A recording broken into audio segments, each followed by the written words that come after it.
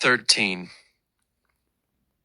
In the 18th year of King Jeroboam, Abijah began to reign over Judah. He reigned for 3 years in Jerusalem. His mother's name was Micaiah, the daughter of Uriel of Gibeah.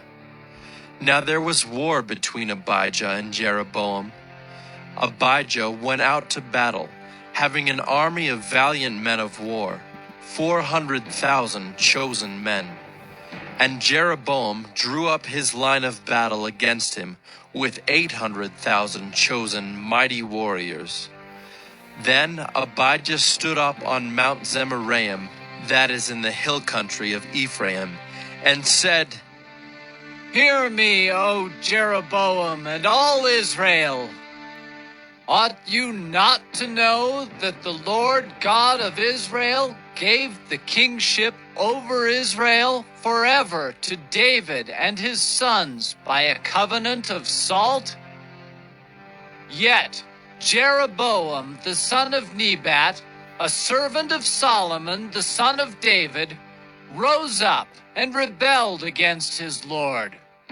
And certain worthless scoundrels gathered about him and defied Rehoboam the son of Solomon, when Rehoboam was young and irresolute and could not withstand them.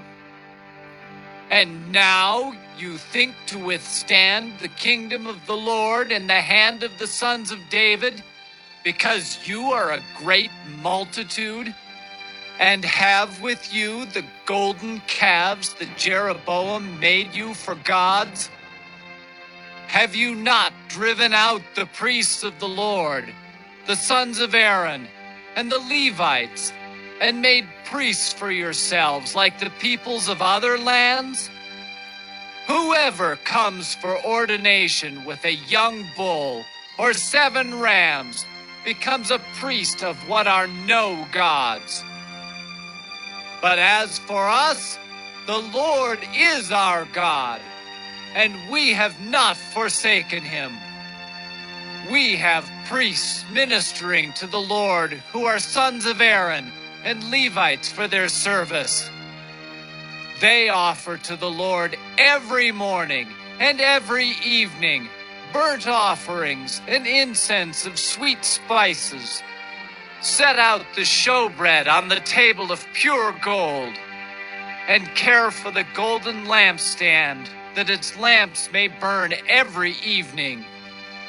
For we keep the charge of the Lord our God, but you have forsaken him.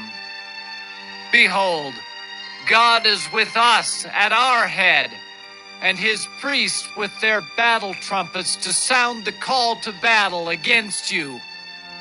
O sons of Israel, do not fight against the Lord, the God of your fathers, for you cannot succeed."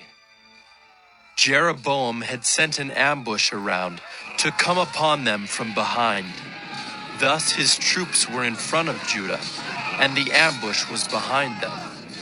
And when Judah looked, behold, the battle was in front of and behind them. And they cried to the Lord, and the priests blew the trumpets. Then the men of Judah raised the battle shout. And when the men of Judah shouted, God defeated Jeroboam and all Israel before Abijah and Judah. The men of Israel fled before Judah, and God gave them into their hand.